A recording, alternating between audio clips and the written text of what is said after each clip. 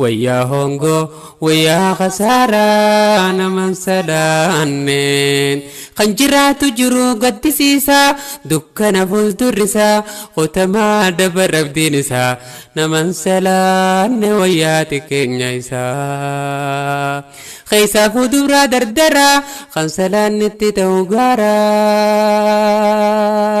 Harka akan jirtu daawwattoota fi dhaggeeffattoota Oromiyaa Global Media Corporation kun qophii addaati. Qophii addaa keenyaarra ammoo wanta adda isa taasisu ayyaana Idaal Adhaa yookaan Arafaa kan bara waggaa 1445ffaa sababeeffachuudhaan magaalaa Adaamaatti kan argamu Masgiida Umaritti argamneetii jirra. Daawwattoota fi dhaggeeffattoota Oromiyaa Global Media Corporation qophicha qopheessuun kan isin waliin turu ani Lalisaa Dabbabaa isin waliin tura gama ogeessa kaameraatiin Caalaa Rundaasaan waliin bu'aa hanga xumura qophii keenyatti waliin tura. Eid Mubarak.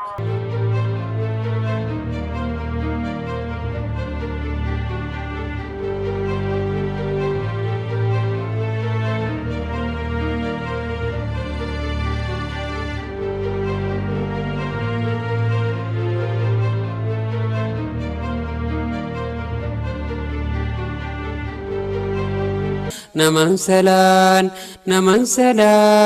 نوياتك نويا درراك هدو نما سلان نتك daawwattoota dhaggeeffattoota Oromiyaa Global Media Corporation ayyaana Eid al-Adhaa yookaan Arafaa sababeeffachuudhaan kan bara waggaa 1445ffaa sababeeffannee qophii addaa qabannee jirra nu waliin bu'aan affeerraa keenya ta'u. Hayyee galatooma fadhadhaa Eid Mubarak mee asumaan daawwattoota wajjin maqaa keessa bu'u. Bismillahir Rahmanir Rahim. Allahu Akbar, Allahu Akbar, Allahu Akbar. لا إله إلا الله الله أكبر الله أكبر ولله الحمد. بسم الله الرحمن الرحيم. الحمد لله رب العالمين الصلاة والسلام على أشرف الأنبياء والمرسلين نبينا وحبيبنا محمد صلى الله عليه وسلم. أسمان أني مكانك يا شيخ محمد حسين أحمد جدما تقافة تماما مري إموت إسلام ما مقالا أداما هندا درا أبوليان كنا بكجرا هندتي بقى أيانا عيد الأضحى برا كما تقو في إبا فوري فورتمي شاني أكلا كوسا هجراتي برا كما لما في كل جاه أكلا كوسا بيا كنا تتي baga ittiin isiniin gahee jedha. Ayyaanni Arafaa maali? Bara kana barri kun bara hegeree isinii haa ta'u ayyaama Arafaa jechuun guyyaa guddaa guyyaa beeytee hajjiin namni hajjii itti dhaabbatu alhajju Arafata ka rasuuli rabbi alayhi salaatu wassalaam jedhan guyyaa Arafa dhaabbatanii hajjiin namni Arafan dhaabbatin hajjiin isaa hin fudhatamu. Kanaaf guyyaan achirraa ka'eeti Arafa jechuun guyyaa eegasi nabiyyana Aadamii Hawwaan itti wal beekanii jala jannata dhaqanii buufaman achirra kaafameetiin Arafa jedhamee عيد العرفة جرمو أي يوم عرفة جرم ماله عيد عرفة كجرمو كوني صحيحة ميت عيد الأضحى جرم ماله عيد الأضحى جرم ماله عيد عرفة جرم عرفة يجون يوم الحج يعني قيا حج أمني إسلاما نمني عرفة أبتو بكي كنا جبلا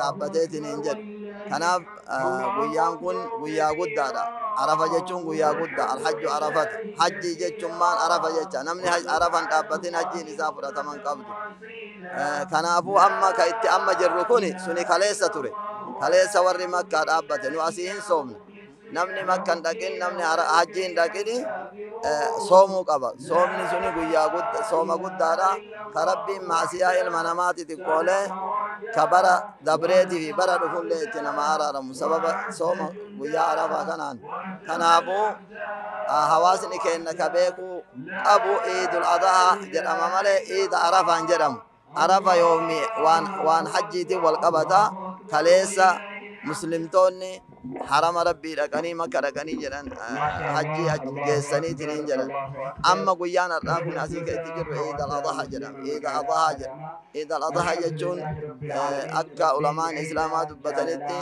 يوك عيد سببان إساء أضحياته يوكان إمو سببان إساء وقتي أما اتصالان نكون وقتين اتصالان نكوني وقتي دحاتي أجرى فولميتنين عيد الأضحى جلن عيد الأضحى جتون عيد قدة واني أدى إسا قدو yeroo hundaa fakkeenyaaf Eid al-Fitri wanni adda godhu hawaasni muslimaa soomarra turan kanatu adda isa godha. Inni kuni Arafaa booda Eid dhufu ammallee udhiyyaa isa keessatti geggeeffama. Udhiyyaa jechuun gana waan muslimtoonni salaata booda qalan asumaanuu muslimtoonni wanni beekuu qaban waytii udhiyyaa qalan salaata booda malee salaata duratti hin qalamu. Salaata booda eega salaatanii booda qaluun isaanirra jira. Kana akkasitti hubachuu barbaachisa. Yoo salaata dura qalan hoolaan suni hoolama nyaataa jedhan foona godhame malee nyaataaf ka godhame malee ka eegas immootiyyuu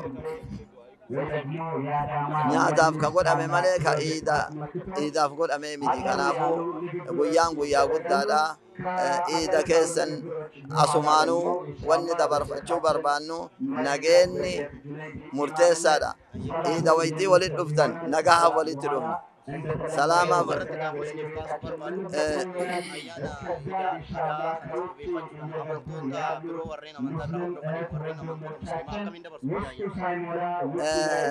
guyyaa kana akkaataan itti dabarsan ibaadaan dabarsan takbiiraa jechuudhaan Allahu akbar jechuudha wal ziyaadu na amantoonni biroo nu wajjin dhufanii bakkee kana dhaabbachuu osoo hin taane naannawa jiranitti ummanni keenya aadaa qabaa walitti dhufee salaama wal gaafatee waliin eegana gammachuu kana dabarsu akkuma aadaa biyya keenyaatti kun waan jiruuf sun akkasumatti dabarsan garuu salaata waqtii salaata muslimtoonni bakkee salaataa sanii waytii deebi'an karatti wal argan walii gammadanii salaama wal gaafatanii nagaa wal gaafatanii aadaa jabduu qaba hawaasni muslimaa fi hawaasni islaamaa sin ta'in walitti iida keessatti walitti dhufu aadaa sanii waliin dabarsan jaalalaa waliin dabarsan marratti dhaamsi ani qabu tokkoffaa akkuma nagahan mana keessanii baatanii dhuftanitti nagahan gara mana keessaniitti rabbi isin haa deebisuu jedhaan kana godhuuf isinilleen hawaasni iida salaataaf dhuftan kun nama tokkoon odoo walitti hin buune konkolaataan odoo walitti hin buune takbiiraa jechuu malee waan nagahaa malee osoo hin jenne nagahaan gara mana keessaniitti galtanii nagaha labsuu salaama rabsuu salaama wal gaafachuu nagaha wal gaafachuu mirqaana mul'isuu guyyaan guyyaa gammachuuti guyyaa jaalalaati jaalala ufii fi iddoo ufiitii fi muslimtoonni iddoo isaaniitii fi iddoo namoota amantii biroollee salaama jechuutiin nagaha jechuudhaan wal jaalalaa wal ulfeessuu wal kabajuun akkasitti akka dabarsan dhaamsa kiyya kana taha akka muslimaatitti immoo udhiyyaan ar'a salaata booda godhuu qabdanii ar'a boodallee haga guyyaa sadiititti haga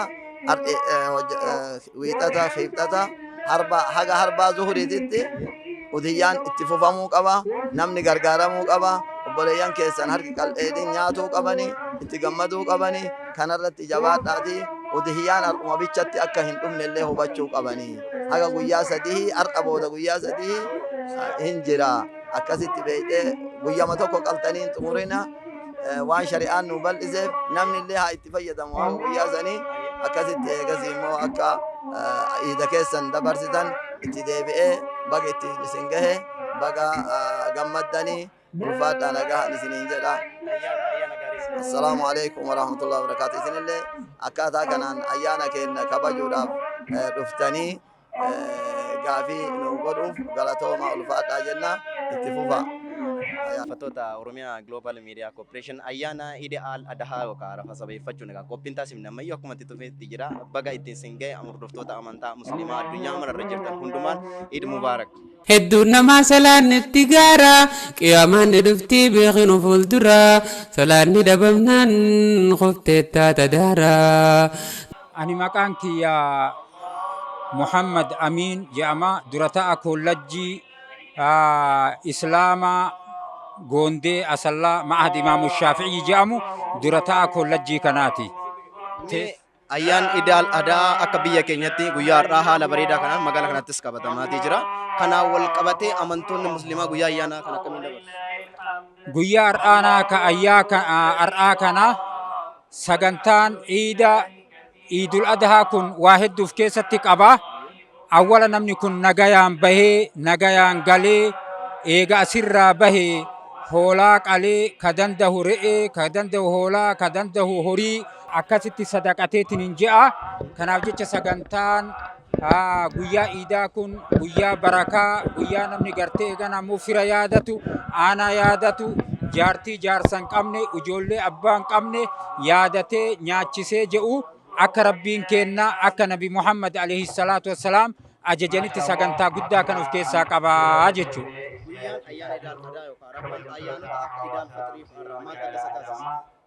Kun wanni isaa addaan taasisee Iidul Adhaan kun amata 1400 fi amata 45 kanarratti hajjitu keessa jira. Hajjiin kun biyya mararraa walitti dhufanii Araba kan jenne, Ajama kan jenne, dhiira kan jenne, dubartii kan jenne uffata tokko uffatanii bakka tokkotti walitti qabamanii Arafaa dhaabbatanii rabbiin kadhatanii akkasitti eegasii bakka Muzdalifaa jedhamu bulanii minaan bulanii eegasii dhagaa darbatanii xawaafanii waan jedhamu. Guyyaan kun guyyaa guddaa akka gartanii islaaminaatitti Iidal Fixriin wanni gartanii gara isa adda addaan isa godhu wanni silaa khayrii ta'e wanni arkaana islaamaa ta'e martu as keessa jira. Soomatu jira, zakatu jira, deebi'ee hajjitu jira, salaatatu jira, wanni sadaqatu jira, wanni isa keessatti argameen dhabameen jiru. Kanaafuu haadha ibaadaa waan jedhamuufi wanni gartanii ibaadaa birootiin isa adda adda godhu kanaa jechuudha. Mee amma guyyaa ayyaanaa kanatti namni humna isaatitti bula nageenya illee guyyaa ayyaana kana qabachuudhaaf qalleeyyiin adda addaa jiraachuu mala. Kanaan wal qabatee guyyaa ayyaanaa kanatti sibiilaa keessa godhanii akkamiin dabarsitu? Guyyaa har'aa kana namni martuu fuula gaariin haala bareedan nyaachisee obaasee dhaqee ziyaaree dubbisee tooyatee yoon je'in islaaminni ammaan nama kanaatu guutuu miti jechuudha. Dhir'innatu jira. Kanaaf jecha namni muslimaa tokko wanna diiniin isallee islaaminatti yaamuuf nagayatti yaamuuf islaama jechuun nagaya salaama gaafachuun nagaya manni jannatallee mana nagayaati. Waan kana ta'eef ollaa isaa islaama tahee kiristaana tahee har'aan tana dhaqee ziyaaree dubbisee akka gaarii fuula gaariin akka malakalleen isaaf ragaa baatu akka dachiin tunillee isaa ragaa baatu karaa ganama baheen hin deebu. Karaa ganama dhufeen yoo deeme yoo galu karaa birootiin gaalaa kun marti gartanii akka ajirii dachilleen ragaa baatuuf akka gartanii malakalleen ragaa baatuuf waan hedduutu kana adda isa godhaa jechuudha. Meegaa akka ammas nuuf kaaftanii kennaawwan garaagaraa akka kennanidha. Kun biyya keenyaaf amantoonni musliimaa biyyattii irratti kennaawwan kennuudhaan akka beekamanidha kan nuuf kaaftanii. Kun biyyattiidhaaf bu'aa maalii argamsiisa? Biyya kanaaf wanni argamsiisu awwalan tokkummaa argamsiisa. Yoo tokkummaan kun argame biyyi keenya biyya taarikaa waan ta'eef zamana duraanillee Nabi Muhammad alayhi salaatu wassalaam gara deemaa biyya Habashaa kana dhaqa. Achi biyya san mangistitu jira. Mangistii tokko gartanii eegana namni biroo ka isa biratti miidhamnetu jira jedhan. Biyyi keenya taarikni isaa guddaa ta'uuf biyya nagahaan beekame, biyya tokkummaan beekame, biyya jaalalaan beekame kana irraa arganna jechuudha. Sadaqaa godhuu kanaan iida salaachisuudhaan inni lamaanuu kan of keessaa qaba. Iidal Fixrillee kasumallee kanuma qaba. Iidul Adhaallee kanuma qaba. Tokkummaa nagayaan deemanii nagayaan galanii akkasitti gartanii ummanni Itoophiyaa kun nagayaan jiraataa ummata nagayaati jedha. Ka biroofu akka gaarii gorsa tayaa jechuudha. Amma wanni an dhaamu ummata islaamatiilleef wanni an dhaamu ummata ulamaatiilleef wanni dhaamu warra ummata gartanii qur'aanatti yaaman gartanii eeganaamoo hadiisatti yaaman haala bareedan nama yaamuu qabanii sifa bareedan nama yaamuu qabanii obsa qabaachuu qabanii walitti dhufiinsa qabaachuu qabanii yoo akkanan tahin diinin kennallee bakkan gahu hin faca'u masjida ijaaruun qur'aana gartanii babal'isuusin gartanii rakkataa harka qal'eeyyii gargaaruun kana walii dhaamne jechuun uummata maraafuu akka biyyi keenya kun waa maraan qabeennan jaalalaan tokkummaadhaan akka gartanii biyya ambaatitti hin hajamne tahuu uummata keenya walii galaan dhaamaa jechuudha. آمين وإياكم رب بركة إسني هاقول إسني إن شاء الله والسلام عليكم ورحمة الله وبركاته خي خي خي خي نخانا يا شفيرا دابي مخينا أبان دكانا شوفي دكانا دابي وجي ayyee hidmumaa gara bagattiin isin ga'e ayyaana ila adahaan isiniif maali akkasumallee mee maqaa keessanii fi namoota mee ittiin baga geessanii qabdan mee asuma. Maqaan kira Dr. Muhammad Kamal jedhama. Hoogganaa kolleejjii Imaam Shaafii magaalaa Adaamaa. Awwala ummata Islaamaa maraan bayaaseen sarraa warra har'aa gammachuu kana qoodataa jiruun baga ciidaa الأضحى المبارك بركمة التوف إبا فريف في أفرطمي شاني اسمين جهة جتوني برباد أيان إذا الأضحى يوكا عرفة سلف مال أيان إذا الأضحى أيان قدة أيان الفاتة أمانتا قفض والإنقبن المنامات والقبط أمانتا جيرين المنامات والقبط أيان كان نمرت أيان فتوق فكيني عرفة خير أن يكون سينا أباكين آدم حاركين حواء نمني كان مر مجرى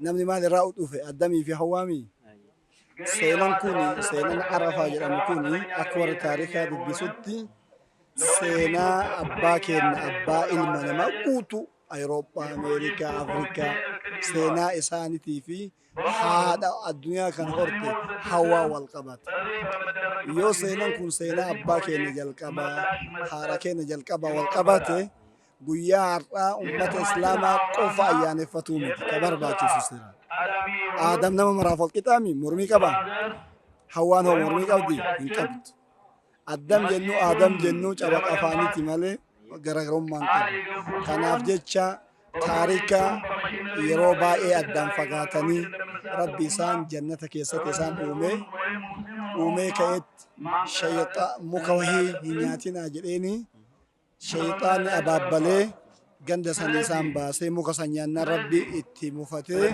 dachitti gabbuuse. Waytii dachi bu'an biyya bu'an. Lafti binaataa gubbaan ilmi namaa hin jiru isaanirraa jalqabaa jira namni.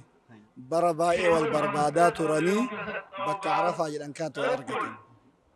Seenaa ilma namaa jalqabaa abbaa keenya jalqabaati. Akka uummata Islaamatitti illeen lafa seenaa wareegama namni rabbiif kafalu Nabi Ibraahim alayhi salaam. Waligala inni kun nabiyyoota sadii wal qabata.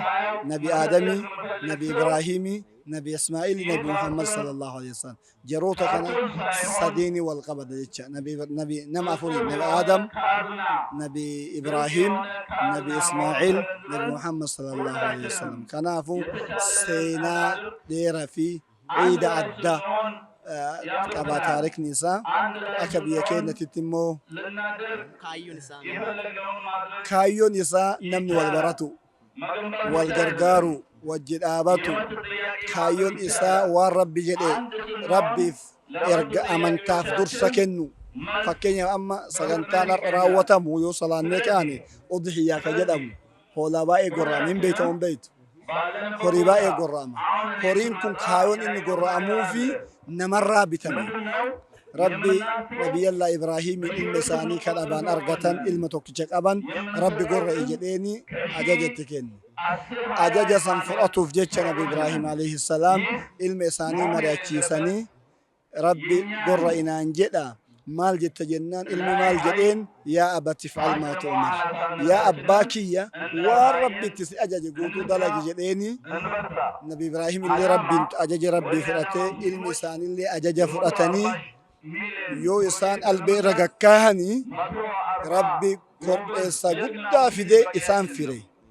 بكير أمان إسلاما قالوا كوني كربي نبي إسماعيل عليه السلام دو جلهم بسفكي نما ولتي دفينيا أبا في الماء مالته قبال كرابر نبيا كان abbaan yoo ilma isaatii wareegama lubbuu naa baasi jedheen akka baasu fi qabu.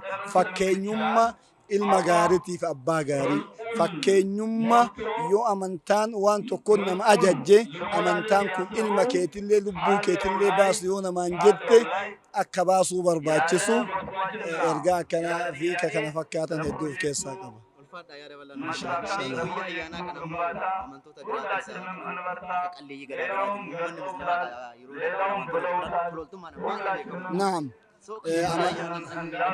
Amantaan Islaamaa yeroo kamuu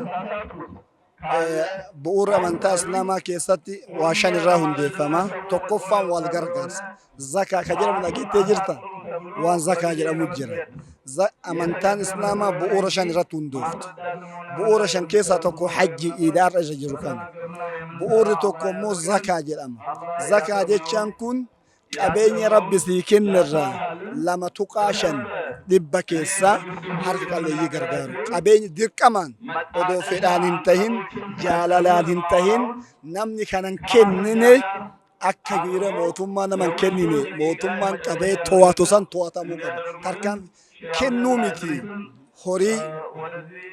horii fakkeenyaaf horii gaala haada yoo hidhanii galchan gaala haada isaarraa hambisuun kan taane namni dhooggate hin adabama. Kanaaf amantaan Islaamaa yeroo makamuu jecha waggaa guutuu yeroo makamuuyyuu amantaan Islaamaa 2.5 dirqamaan harka qalleeyyii gargaari jedha. ربي وفي أموالهم حق للسائل والمعلوم. أبيني كيسان كوني كيسان قفامتي ولدتي شيري داجر يو ولي جلا قوتو ويتي براكستي ويار آكنا udhiyaan qalamukumii bakka sadi qoodaa jedha amantaan. Bakka sadi qoodama. Tokko harka horii yoo qabte bakka sadiitti baafta. Tokko harka qalleeyyiif ergita. Tokko bilcheessitee ammantana maatii ollaa waamta. Ollaa waliin qoodin. Sadaffaa maatii keetiif keetta. Laal parsantii 33 tuqaa meeqa? Wanni arra gorraamu kuni parsantii 33 tuqaa meeqa gara harka qalleeyyii deema. Parsantii 33 ol gara ollaa deema. Parsantii 33 maal tuqaa meeqa maatitti hafa. Wal gargaaruun ammalleen rakkataa bira dhaabatuun Nabii Muhammad sallallahu alaihi wasallam guyyaan kun guyyaa uffata bareedaa uffatan. Hin dhaaman. Maal jedhanii dhaamanii? Namni uffata lama bareedaa qabu tokko obboleessa kenni uffisa. Hatta wayitii as dhufan kana uffata ka qabu haarawa. Ka dhabu miicatee tokko uffatee uffata bareedaa uffatuu qaba. Haa gammadu gammachuu haa mul'atu. Kanaafuu maal jedha nabiin keenya ummata hawaasa dubartii fa'a ka waan gaarii yeroo baay'ee uffatuu barbaadu isaanii mire ka yeroo baay'ee jijjiiratuu barbaadu isaanii mire maal jedhaniin yoo lama qabaatte takka uffisi. Fakkeenyaaf ammaati kun kabira ka kana lama yoo qabaadhe ka ana biratti moofaa si biratti haarawa ka si biratti si haarawa ana biratti moofaa waan ta'eef uffata illee walii kenna yoo achii galte wajjin nyaadha wal dubbisa wal gammachiisa baga geette jedha dhukkubsataa gaafadha harka qalleeyyii bira dhaabadha. Amantaan Islaamaa waa lama xiyyeeffata. Tokko guddaan bakka guddaa ka kennuuf rabbiin tole jechuu. Lammaffaa ilma namaatitti tola oolu. Tola ooluun kun qabeenya bichaa miti. Amma ka atinatti seeqatte kun kennaa jedhama amantaa Islaamaatitti. Maal jedhan? Keenyaan nama mara qooddanii waliin geettanii amala gaariin fuula seeqatuun haasaa bareedan waquuluu linnaasi husna. Ilma namaatii waan gaarii waan si gammachiisu waan qalbii keetii gammachuu kennu kennaa jedhaa. Waan bareedaa waan bal'aa kaastanitti kan baay'atu guyyaa kana jaalalaan kenna wal bira dhaabachuun biyyattiif tokkummaa maalii ibsa? Fakkeenyummaa maalii agarsiisa? Biiteenna duraanuu yeroo wayii hooggantoota yuunivarsiitii biyya alaatti wal gennee kolleejjii keessanitti wal dandahii waan jedhamu sabjeektii akkasii barsiiftanii nuun jedhee nu gaafata. Jennaan nuti barsiisan barbaachisu uumamumaan biyyi keenya biyyi Itoophiyaa uumamumaan Islaamaaf Kiristaanni ollaa ta'anii wajjinyatanii iddirii tokko seenanii wal keefananii wal awwaa kun dhugaa moo dhugaa miti biyyoonni akkanaa addunyaa gubbaan jiru nu biyya keenya koorsii baatii afur nu barsiisan nama kana barsiif nu barbaachisuu jennaan nuti uumamumaan biyyi keenya zamanaa waggaa kuma tokkoof 445 dura biyya ta'u biyya nagaati jedhan nabiin keenya sallallahu alaihi wasallam habashaan biyya nagaati biyya jaalalaati wayti nabi muhammadin qirooshin gandi isaanii biyyarra ari'atan najaashii ka jedhan dhageette mootummaa najaashii ka jedhan hoogganaa guddaa biyya kana ufit qabe nama ufit qabuun wal dandahuun Itoophiyaan yoo amma biyya ambaa dhaynu saba irraa jirraa mire afaan haasofne hin ajaa'iban afaan 80 meeqa saba 80 meeqa kun martu ollaa bakka takka dalaga bakka takka gala bakka takka jiraata hooggansa tokko jala bula fakkeenyummaan Itoophiyaa kama wal dandeettiin biyya keenya jiru amantaan sabaan aadaan duudhaan ka yuunivarsiitiin adda kana barsiisa addunyaa barsiisan malee ka haasaa lamaa sadiitti mani kun qabatama namni biyya teenya beeku an sin jedhu kan hin beeku. Naam. Galatoomaa ulfaadhaan dhumarratti ogeessin qabdan akkasuma ergaa baay'ee geessanii biyya keessa taatu biyya laataaf namoonni handa barsuuf dura taa'aa majlisa federaalaa Doktora Kabajaa Sheekh Haji Ibrahim sa'aatii kana minatti argamanii hoogganaa islaamatiif abbaa islaamaa ka tahan isaanii fi itti aantota isaaniitii fi hooggantoota fi hujiraawwichoofta isaaniitiin baga geettanii jechuun barbaada. Gara maatii kiyyaatiin abbaa kiyyaa fi abbaa kiyya jaalatamaa haadha jaalatamtu ka magaalaa Roobee Arsii keessatti argamaniin obboleeyyan tiyyaa fi hiriyoota tiyyaan baga geettan jedha itti aansee Dr. Jibriiliin baga geettan jechuu barbaada. Jaalallee kiyya. Baga isaaniin gahe warra islaamaa hundaanuu hiriyoota keenyallee jaalattoota keenyallee warra kolleejjii waliin barsiifnullee hundaanuu barattoota keenyallee baga geenne jaan. Ayyaana guddaa, ayyaana addaa, ayyaana milkii ka hawwinu rabbirraa bara dhuftu beelli takka odoo Itoophiyaa keessa hin jiraanne lolli tokko odoo Itoophiyaa keessa hin jiraanne caamni tokko odoo Itoophiyaa keessa hin jiraanne arguu rabbiin kadhanne. رسولين جان صلاة هدرا غرغر بافتو مؤمنا في كافرا صلاة نجرات شوبانان ربي في سجود ربمنان daawwattootaaf dhaggeeffattoota Oromiyaa Global Media Corporation egaan turtiin qophii addaa keenya irraa sababeeffannee magaalaa Adaamaa Masgiida Umaritti argamne akkuma na duuba argitan egaa qophii bareedaa akkasuma turtiin namoota waliin taasifne qophii bareedaa akka ta'e egaa abdii guutuu qabna irra deebi'uudhaan hordoftoota amantaa musliimaa addunyaa mararra jirtanii baga ayyaana Iid al-Adhaa yookaan Arafaa kan bara 1445ffaa irra deebiin baga ittiin ga'e Iid Mubaarak jechuun barbaada egaa qophii kiyya har'aa qopheessuun kan isin waliin ture ani Lalisaa Dabbabaa gamoo keessa kaameraatiin Caalaa Hundaasaan waliin tureera qophii birootiin hanga walitti agarruutti nagaatti nuuf tura. صلاة الرجالتو قجا والقبسيفتو ربي في قبرجا لهيستو جيغا مربجا نمن سلان وغساري نمن سلان وغساري نمن سلان وهنقهي صلاة برس الكيسة دنيا رتي سمتو الراس تيسا حديثة دبدا هدو ججبيسا إن الصلاة تنهى عن الفحشاء بندو تلالي قرآن غيسا